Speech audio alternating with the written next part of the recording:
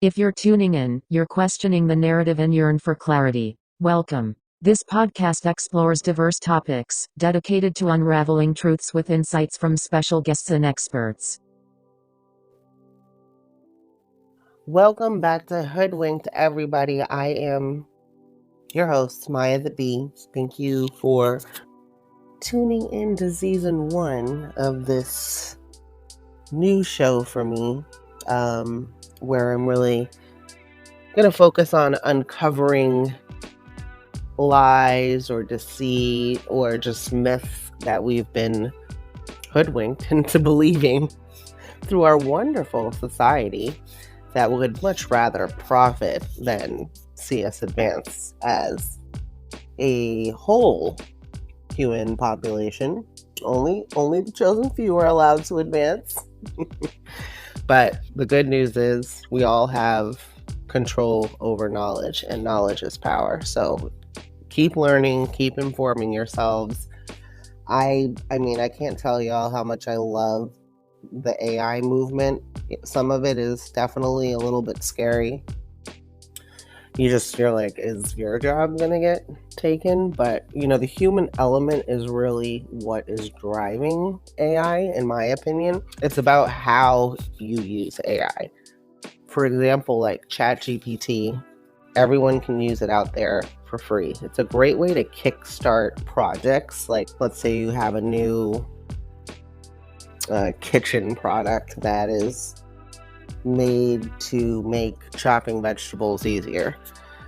You can legit write a command in ChatGPT and just say, write a business proposal for a revolutionary vegetable chopper that uses titanium blades to cut the vegetables into small pieces, period. This is dishwasher safe, blah, blah, blah. The more details you give ChatGPT, the more detailed the answer will be. So it'll really understand like what you're trying to do. If you just write a business proposal for a onion chopper, it's not going to give you anything really great. It's going to give you something super generic. But the more info you give, the better of a response it'll give you. And it's a great way just to, again, kick off projects if you have questions about things.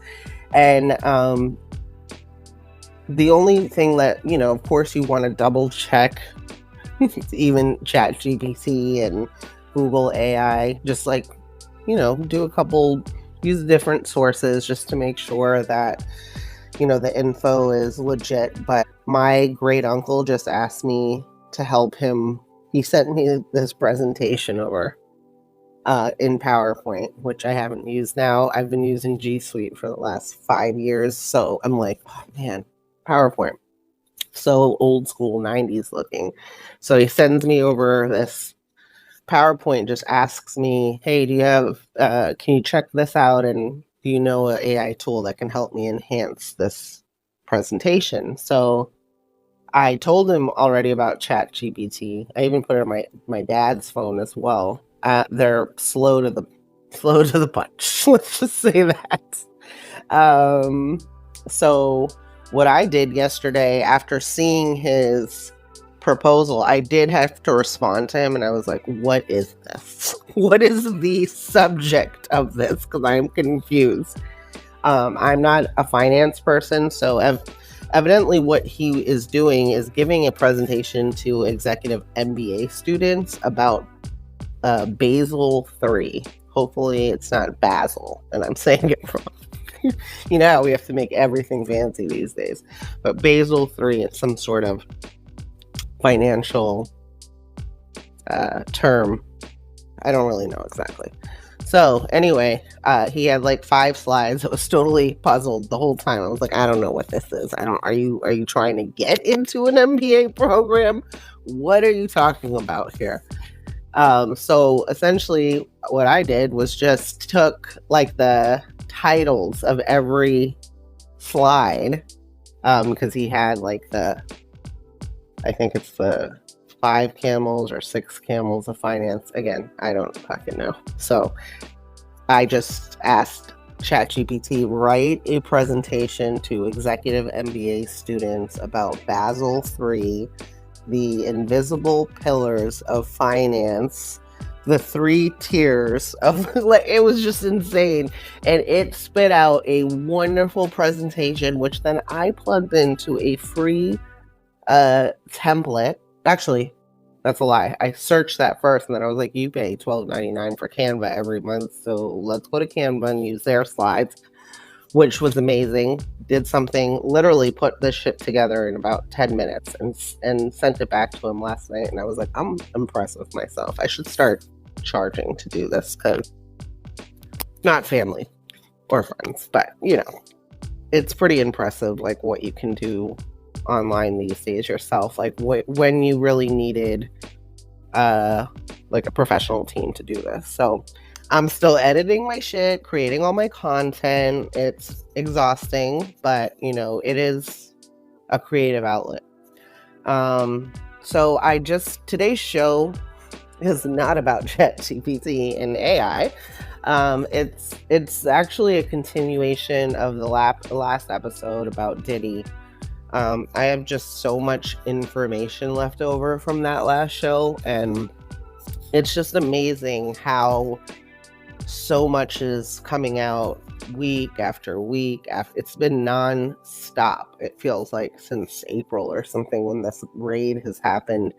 Just everything is just kind of cascading. There's always like this rumor that Diddy is like part of the FBI, and so now there's these like people talking that he's being outed by the Illuminati or this secret society, and so they're just gonna destroy him. All kinds of things swirling, but we're gonna talk about the facts today. So I really wanted to zero in on his dating history over the years, and just his narcissistic, toxic behavior. I just actually saw a video of Eddie Griffin, the comedian, talk about how he was recording everything, all the sexual encounters with these powerful men. He's recording, so he has blackmail kind of material. Again, that's what Eddie Griffin said. So let's take a look at his kind of dating lifestyle. And one more thing before we start. I just saw another Instagram story about Diddy at Howard. So last week I shared how Diddy went to Howard, but he didn't finish. But evidently there was a situation that people at Howard witnessed where he got really loud and violent and physical with a student there that I guess he was involved with. And like everybody witnessed it. So it sounds like this kind of behavior has been a long time coming, and we'll just see how far it goes. All right, so let's talk about some of his girlfriends and some of the baby mothers that have had on and off relationships throughout the year. It kind of sounds like he has like people that he deals with for a very long time. So, and then something else I just want y'all to keep in mind too is with these women, we found out with Cassie's situation that Diddy actually owned her medical records. So like, imagine how scary that is that he was the one controlling them. And he could have potentially done this with other people as well. Now that all these things are coming out, Kim Porter's death is being questioned again. I mean, people were definitely questioning it in the beginning, but a lot of people now want explanations. They don't think that, dying at 40, I think 7 of pneumonia and being so healthy and, is really it doesn't make sense to a lot of people. But I have some insight from one of her good friends from the infamous podcast. So let's talk about it. So Diddy's relationships, and he has 7 children from some of these relationships. So he was with Kim Porter, may she rest in peace, from 1994 to 2007, on and off. They have a son together. They had their first son together in 1998, but Kim Porter and Albie Shore had a son in 1991 whose name is Quincy. Evidently, Quincy calls Diddy daddy, and Diddy has like fully adopted him. So Kim Porter is, a very long stint. Cassie was also a long one. So it just kind of makes you also think, like, what type of abuse did Kim see? So Kim had Quincy in 91. Then she had Christian with Diddy in 1998. So Misa Hilton, these kind of cross over because she also had a child with Diddy in 1993. So she had Justin. Misa Hilton and Kim, their timeline kind of seems to overlap in the beginning.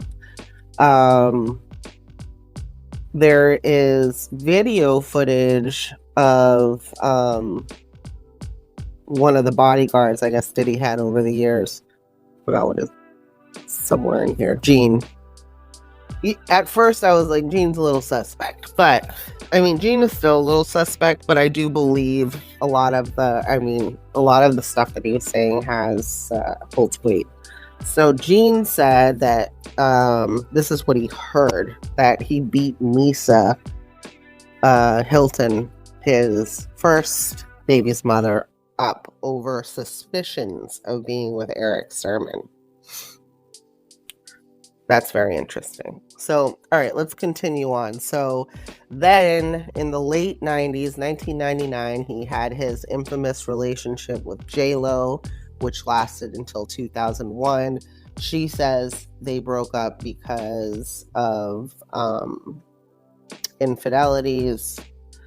But really, it seems like her team was like, dude, if you want to make it, you need to get off this dude. So they only lasted 2 years.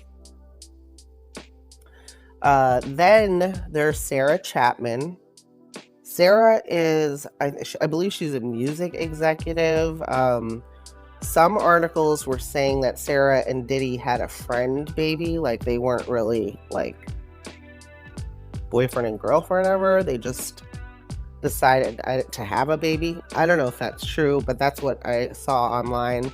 So they have Chance together. And then Kim Porter also has her twins that same year, 2006. So poor Kim, she's like, there, the ride or die, just standing by, hoping, this guy will just pick her in the end. She's probably staying because she is, told she's the good girl and doing the right thing and waiting for him, and manipulation at its finest. And, women, we do love really hard, and we do hope, our man will do the right thing in the end of the day. A lot of us waste lots and lots of time on the wrong person. All right. And then, so Sarah and Kim have babies in the same year.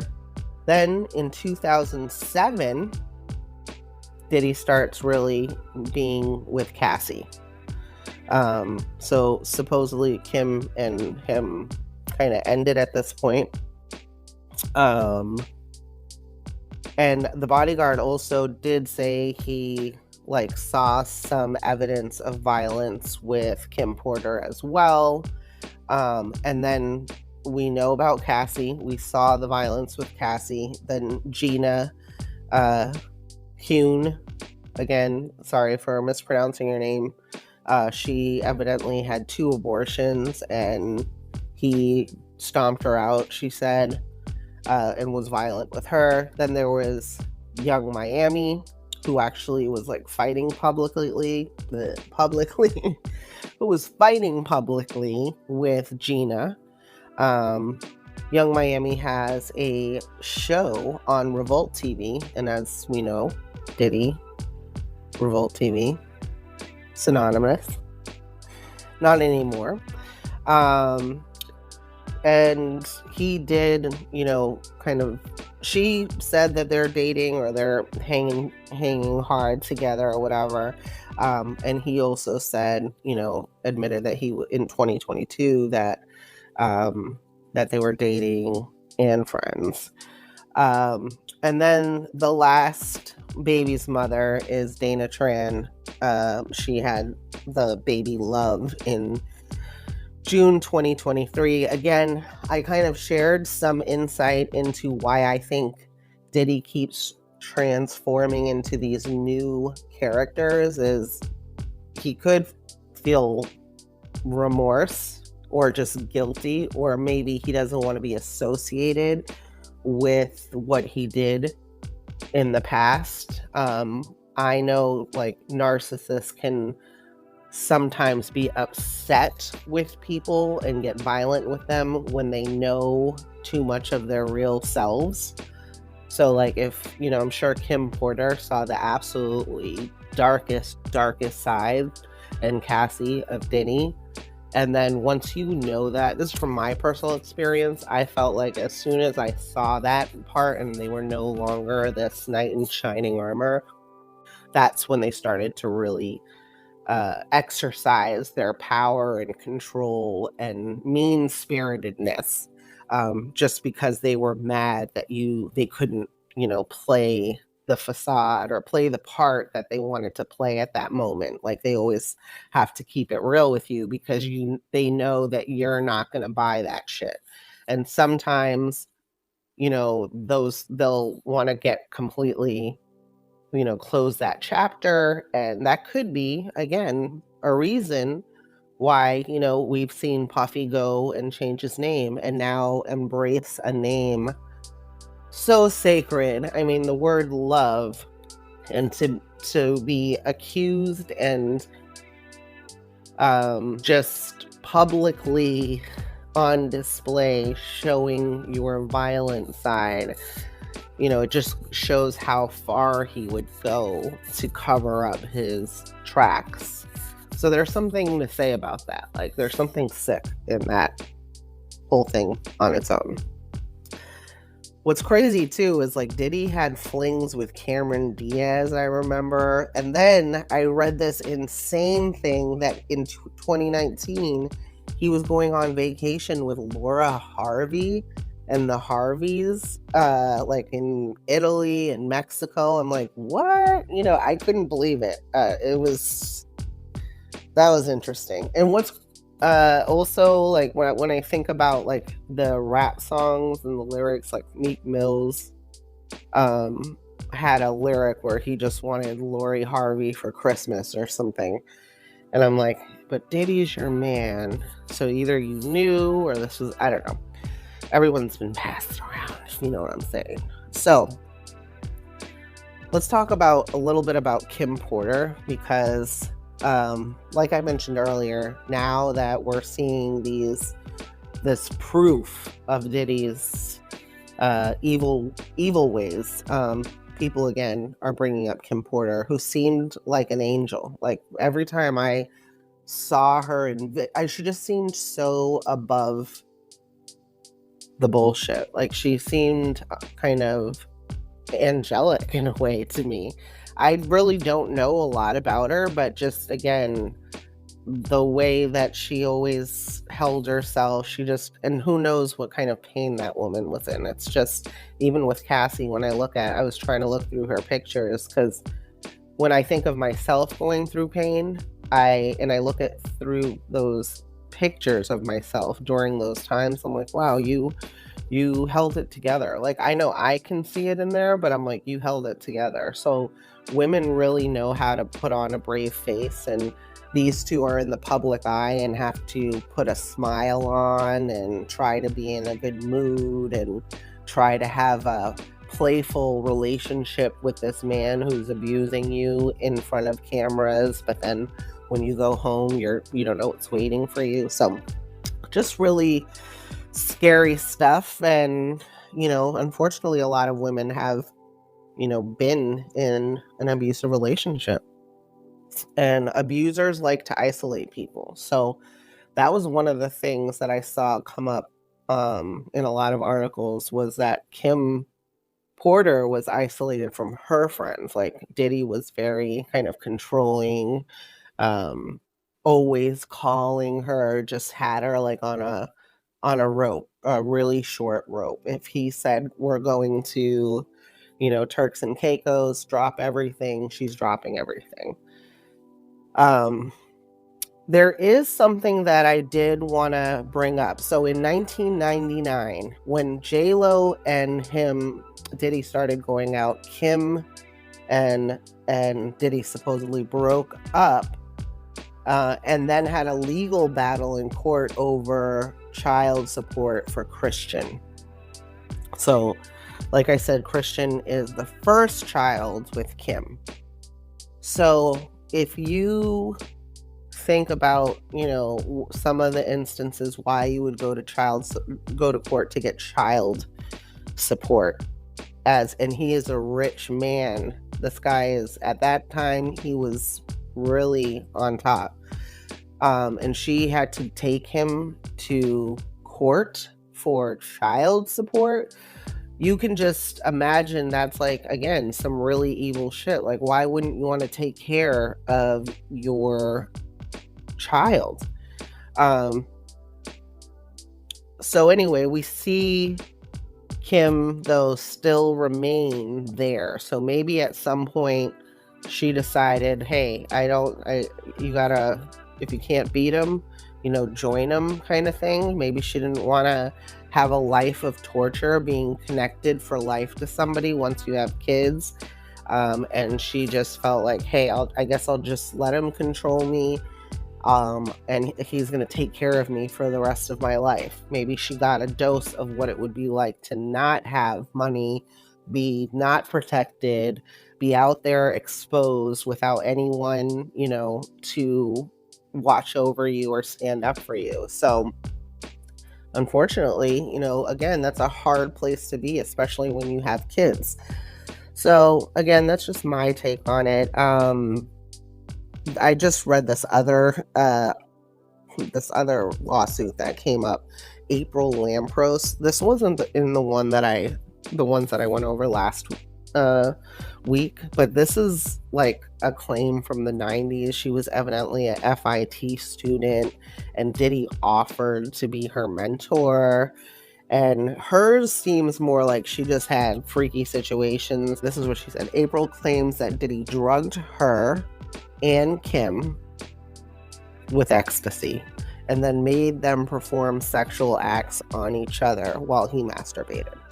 So I've never taken ecstasy, but I've been with people that have, and you can't make them do shit. So I'm just like, did you just have a threesome and now you feel bad about it? Because some things you also have to like try to think of as objectively as possible. Like, is that really the situation? However, at this point, I'm believing the women. But this story was a little bit choppy to me. However, it is another one, and it involves Kim. So I thought that was interesting. Then there was rumors when Kim did pass that she was about to release a tell-all book. And, as we saw with Ivana Trump and other people, sometimes when they're about to whistleblow, things can happen. People die or pass away from strange things. So who knows? Kim's best friend, or someone who alleges to be her best friend, or is just maybe a good friend, Her name is Sahara Lati. I heard a clip of her on the infamous podcast. She's the Lashify CEO, I think. So she says she's Kim's good friend, and she shared like some instances with the girls on the podcast that just really kind of supported the narcissism, being like in a toxic relationship.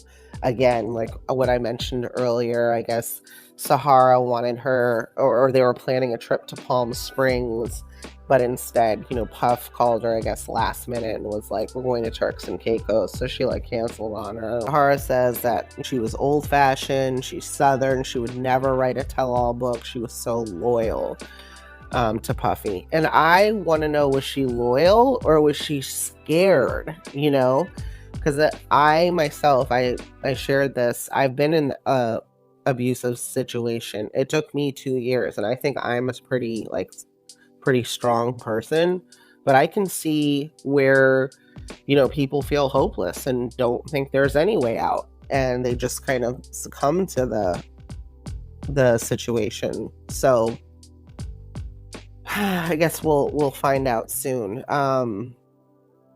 One of the cryptic things, two cryptic texts that I read online that she wrote.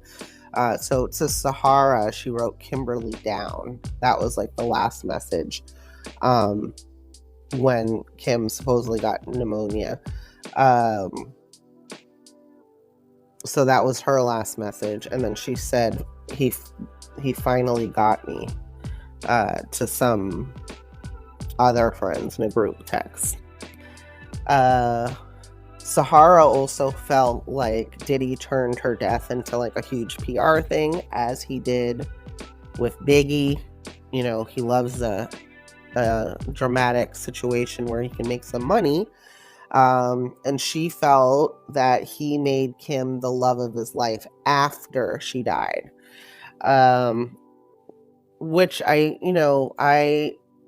don't know. I always thought, I remember seeing her a lot. So now I thought, I always associated her with Diddy, but I never followed them that closely to see if he was like saying she was the love of his life while she was alive. But I know he does like idolize her in her death, but that's, on par for him. So this best friend Sahara also says that Diddy didn't have a reason to kill Kim. She was his rock, his good girl, the good part of him. I don't think she was the good part of him. She was good. He was still, an evil person. So there's some kind of odd behavior when it comes to her coroner report. I guess there was 2 different coroners that worked on this case. And the first one was like this really famous coroner that did like Michael Jackson and Whitney and all this. And they initially decided they need to do more tests on her. But, we all know we were told she died of pneumonia. And then people were saying how pneumonia can be chemically induced too, from like inhaling shit. It could also, so there's poison. There's basically rumors like, did he poison her? It was later really confirmed that her death was lobar pneumonia, and they classified it as natural.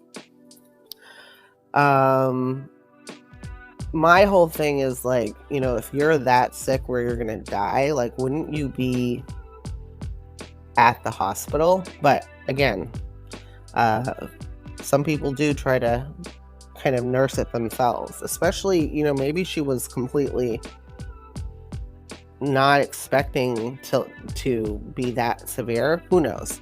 I'll be sure, her first baby's father questioned her death publicly on IG, which of course he deleted. He also has experienced significant health challenges over the years. If you remember, he underwent bariatric surgery after being advised by Quincy Jones to improve his health due to weight and other associated issues. And then in 2022, he collapsed in the studio and subsequently fell into a 2-month coma. During this time, he faced multiple severe health issues, including kidney failure. The severity of his condition was such that the doctors considered placing him in hospice care. So that's when, like, there's nothing else they can do for you. However, I'll Be Sure received a liver transplant, which was, critical for his recovery. He's been open about his intensive medical, journey, including, being intubated and having a tracheostomy. I don't know exactly what that is, but I know what intubated means. That probably means when they have to repair that shit after putting a hole in your neck. He has recovered, but he, there's also been rumors like, did Diddy have something to do with that? Recently, I'll Be Sure made a plea to his son to come home and you're safe here. And as I mentioned earlier, Quincy considers Diddy evidently his dad. So it's like, what did Diddy do to gain the love of these boys? I just hope nothing. So, again, I'll Be Sure was like, he said he had no clue in 2020 about Kim. He felt like, she didn't check out all of a sudden and that this is bullshit and this is how he gets in trouble. And he mentioned that they just celebrated Quincy's new deal and Christmas special with Netflix, and she was in fantastic health and laughing, seeing I'll Be Sure and Diddy's mutual exchange. I guess, they hadn't had a lot of positive interactions over the years, so it sounds like they made some headway. So it's just, there's a lot of questions to be answered, and I bet we're going to hear a lot. So let's say this secret society and whatever has completely disposed of Diddy, and now he's out here in the world exposed. What is going to happen? Is all these, because it's said that Diddy has been recording everything over the years with the intent of having, being able to blackmail people. So is he going to take everybody down with him? If he was, would this secret society actually expose him? Because they would be in fear, unless they, are making some sacrifices, which, again, that's something else that's rumored about this Illuminati kind of affiliation, is like sacrificing is a big thing, human sacrifice. So is Diddy sacrificing people and now he's sacrificed? Who knows? But, I think there's a lot of evidence of him being a narcissist and, just showing really toxic behavior over, the last several decades. And I think that, why he kind of never settled down with anyone is because he's a narcissist and needs to constantly get validation from others and admiration, and maybe he likes instilling fear in people, and maybe he himself has fear of abandonment. He doesn't want to get left, so he's constantly having tons of people in and out. So if one gets, disappears, he's got many, to replace. Of course, like the big loves supposedly of his life, like Cassie and Kim Porter, those he didn't want to lose. Those were forcibly, taken from him. Also, just like his entitlement, he's entitled to do these kinds of things, to push these limits, to make people feel uncomfortable, to make people scared. to hurt people. It's like you have the sense of entitlement you have to inflict physical, emotional pain on someone else. That is just like mind-blowing to me. And then like the lack of empathy for it. You knew there was a hotel video of you, and that's probably what they see is from that FBI raid of you beating the shit out of Cassie. You weren't sorry for it before. Then when you had no choice but to apologize, you did. So overall, to me, it really feels like this is just the beginning.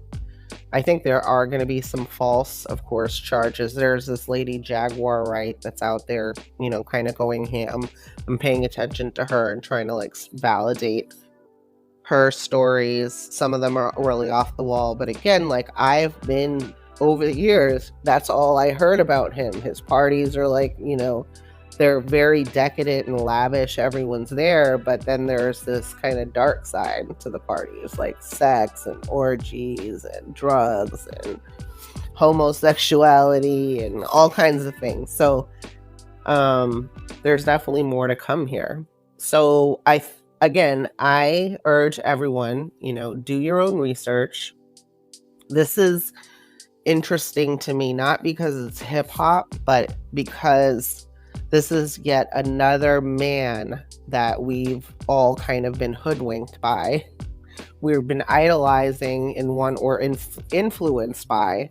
If you are interested, if you're a hip hop person, and you're, born in the 80s or 90s especially, you're really going to have like an appreciation for Puffy and like the music, not so much his music, but it's the Biggie, the Mace, the Mary J. Blige, the influence he had and has on hip hop culture. Well, peeps, that is it for this week's show of Hoodwinked.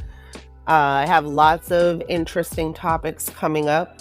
Please reach out to me on the socials. It's Maya the Bee, and you have been hoodwinked.